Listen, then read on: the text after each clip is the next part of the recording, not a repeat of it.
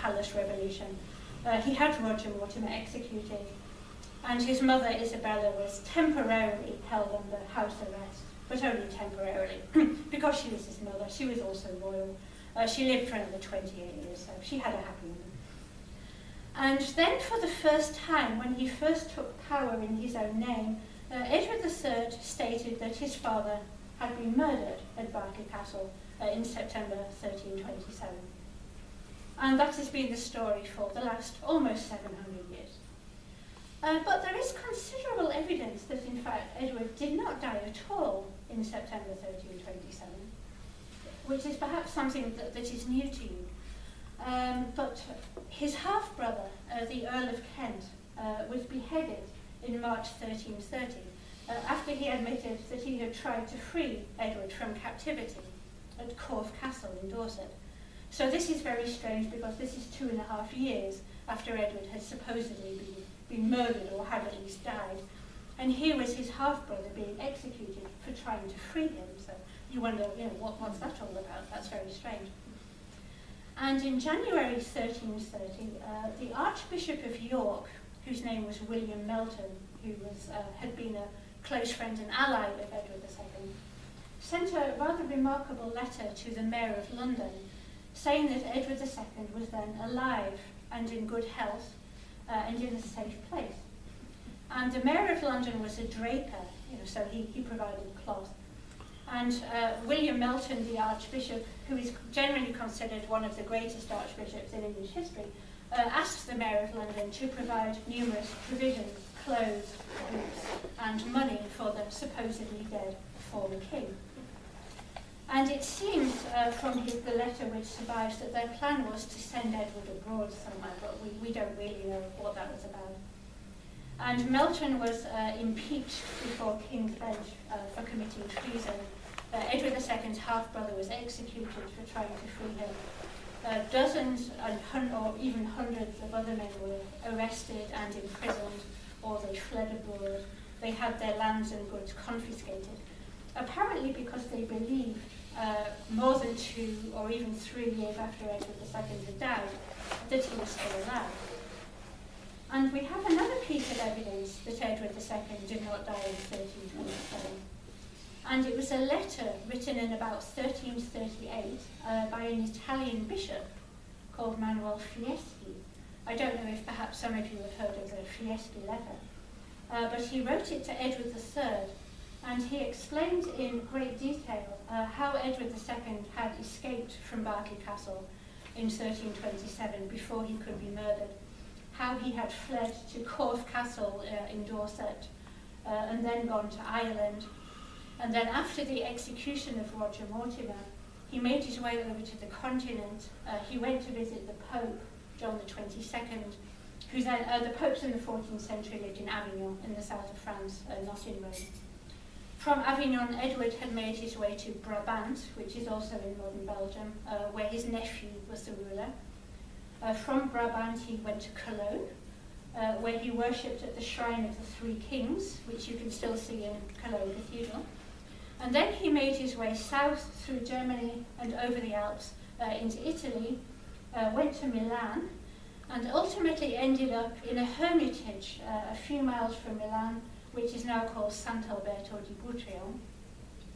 And we have another piece of evidence that in September 1338, Edward III, who was in Koblenz, visiting the German Emperor, Ludwig der Bayer, and that Edward III, on this occasion, met a man who claimed to be his father. So these are the pieces of evidence we have that Edward II did not die in 1327. But of course we also have considerable evidence that he did die in 1327 and that he was buried in Gloucester Cathedral. So this is in fact, if I can market myself for a little bit here, excuse me, this is the subject of my next book, which will be published in next summer, in which I investigate this mystery in greater detail, because I find it really fascinating. That we don't know about a King of England, we know where or how or when he died, and is it really Edward II buried in Gloucester Cathedral? So, yes, thank you. So, ladies and gentlemen, yes, I've been talking for quite a while, so I think I'd better stop now. And that was my introduction to Edward II. So if you have any questions or any comments, I would be absolutely delighted to hear them. And thank you very much for your attention.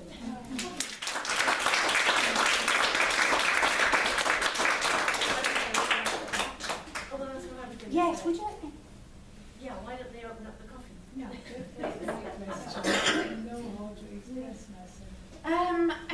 I think generally the trend nowadays is that people try to avoid opening up tombs unless they really have to, because it's considered perhaps disrespectful to the dead, and also because Edward II's tomb is one of the greatest treasures of medieval England, and of course nobody wants to damage it in any way at all. But one part of one research that I and some friends of mine in Italy are carrying out is trying to find a descendant of Edward II's mother to find the mitochondrial DNA. Just in the hope that one day we might have something to test it against, so then we could test the remains in Gloucester Cathedral and see if they are Edward. They did with Richard III, yeah, exactly, yeah. And they did something strange with Shakespeare as well, didn't they? Oh, okay, yeah, I don't know, yeah. So I found a line from one of Edward II's sisters, and I got it to the 18th century, but then it kind of petered out, unfortunately. But we're still working on it. Yeah, I thought I'd read that after he died, his body, the second's body, was exhibited in Gloucester Cathedral for a while, and because there was no sign of physical damage to it, that was the red hot poker. This is something that I think like most. His body, in fact, wasn't displayed in public, and I think this is one of the reasons why I think perhaps people did think later that he was alive, because his body, in fact, was in a coffin with an effigy of himself, a wooden effigy on top of it. And one chronicler does say that some knights and abbots of the area around Berkeley Castle were allowed to see his body, but only superficially. And this is something else which adds to the mystery. So was this done to prevent someone seeing the method of murder, or was it done to hide the fact that it wasn't Edward's body at all? Something else that adds to this mystery, yeah. It has to be checked. Yes, absolutely. Can you quote the poem that's on the grave? Can you quote it? Because it might have been written by Edward II himself. Oh, yes. Can you quote it? I can't find it in the computer. Ah, okay. You mean the Lament of Edward II? I don't know. I just read that he probably wrote it himself. Yes, there is a poem called The Lament of Edward II, which was written in Anglo-Norman, which is a dialect of French which was used by the English elite in the Middle Ages, and was Edward's native language. And there is some debate about whether Edward wrote it himself after his deposition or whether one of his supporters wrote it in his name. But it's a rather fascinating poem. Can you quote it? No. Sorry. Yes. About his mother, Isabella. Eleanor was his mother, yeah. Isabella? Isabella was his wife, yes. Yeah. Eleanor was his mother. Yeah, that's right. No, I'm meaning Isabella, his Okay, wife. yeah. But did she die of a natural death or? I think so, yes. She died in 1358, she was about 63. Yeah, so I would think so, yeah. They did live quite long, didn't they? Yeah, she lived much longer than all her brothers who all died very young. Yeah. Well, she must have been quite a tough woman. And beautiful, yeah? She must have been very beautiful. She was called beautiful by some chroniclers, Correct, yes, yeah. yes. Isabelle la Belle. Isabelle la Belle. Mm. Yes, I've been told to mention. Sorry, there was some. Maybe the lady at the back I first. just had a question about the letters talking, seeking the supplies for Edward. Are they quite a recent discovery? And if so, where were they That's a found? great question. So this, the Fieschi letter, which was written by the Italian bishop, was actually discovered back in 1877. But for some reason, it seemed to take an incredibly long time for it to become really known to historians in the English-speaking world. It was discussed by Italian historians quite a lot. It was discovered in an archive in Montpellier, in the south of France, of all places. And yeah, so part of my book is in fact discussing how did this letter from an Italian bishop to the King of England end up in an archive in Montpellier? Yeah, what a question. So that's also something of a mystery.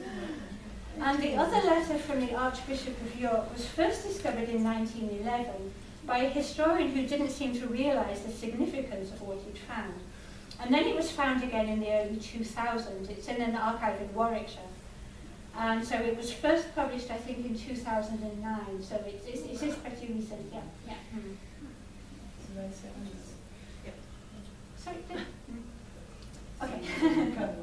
I was just supposed to mention that in Wales we believe, I mean it's supposed to be a legend, that Edward I, who had a lot of problems with the Welsh, he showed his baby son Edward II to the Welsh people and said, here is your prince who doesn't speak a word of English. Yes, so this is an absolute legend which was first invented 300 years later. It first appeared in 1584, which is exactly 300 years after Edward II's birth, in a book, I believe, by John Stowe, who was an antiquarian, I believe. And in fact, the story doesn't make sense because the English court at the time spoke French and not English. Yes. Yeah, so it's a legend. I was just thinking about Marlowe's depiction of Edward II. Yeah. It may be that many people in this room first heard of Edward II Absolutely, through yeah, Marlowe yeah. before Braveheart even. And there's that Marlowe really takes a very, very anti-Gaveston and anti-Edward II position as far as I remember. But definitely anti-Gaveston. It's quite horrific the way that he puts that character together. Yes. So the incident you mentioned, the poker, etc., is all there. So certainly by that time, that's all clearly in the folklore, in the mythology. Yeah. But the horrible, horrible stories about Gaveston being this involved in all sorts of sadomasochistic rituals. It's very bizarre, and then I think over time people forgot that Gaveston was actually a nobleman. And they thought he was low-born and like even a prostitute, I mean, which is crazy because he was placed in Edward of Carnarvon's household by the King of England. Yeah. So there was no chance in the world that Edward I would have placed a low-born man as his son's companion. It's completely unthinkable. And for centuries, I think Gaveston was used as this kind of, what would you say, to be against male favourites, as a kind of exemplar against the danger of royal favourites. Yeah. And then people kind of really lost sight of his real personality. Because some contemporary chroniclers are not really all that critical of him. They are, but they also point out his good points. Yeah.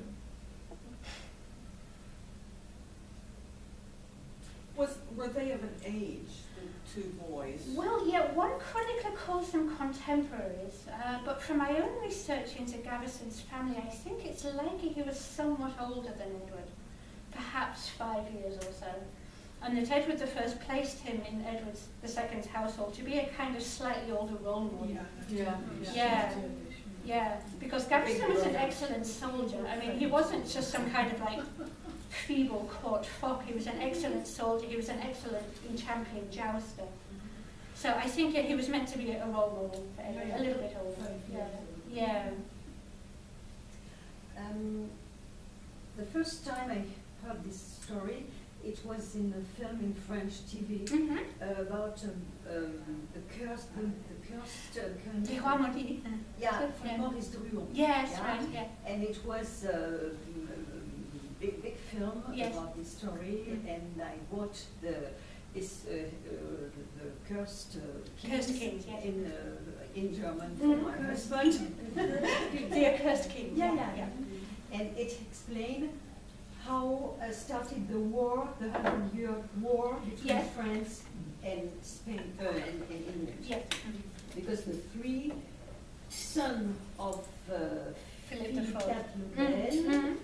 They didn't have any children, any son, but they have daughters. Yes. And afterwards, it was the third, so that in France they didn't have any king. And he said, oh, I am the grandson of the French king. Absolutely. And I have Anspruch of this king of France. And they said, well, I want to be king of France. But the French people, they didn't want to know. Yes, so yeah, Isabella had 3 brothers who were all kings of France, and they all had daughters, but none of them had sons. So Edward III claimed the throne of France as the only grandson of Philip IV, apart from his younger brother who died when he was 20. And this, also to cut a very long story short, was the outbreak of the 100 Years' War, when the kings of England claimed the kingdom of France.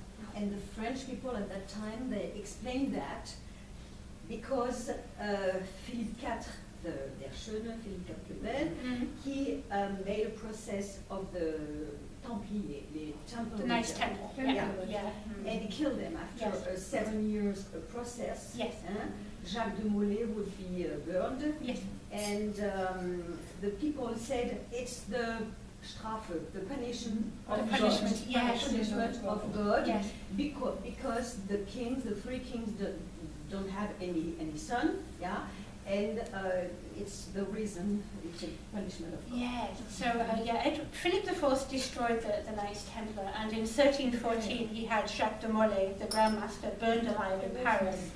Because he wanted to he didn't He's have just any taken money, money, and they were supposed to be very rich, so he wanted to get the money. But it's also a mystery, maybe you know about it, the treasury of the temple. The Lost Templar, yes. Because it was never found. When we think Friday the 13th. I think people say yes, because he had the Templars arrested on Friday the 13th of October, 1307, And he died. Philip IV died the 13th of 50. He died. Yes. November 1314. Yeah, good friends. Thank you very much. Great. Okay, if we have no more questions, then thank you very much for your attention and your interest. Thank you. Thank you.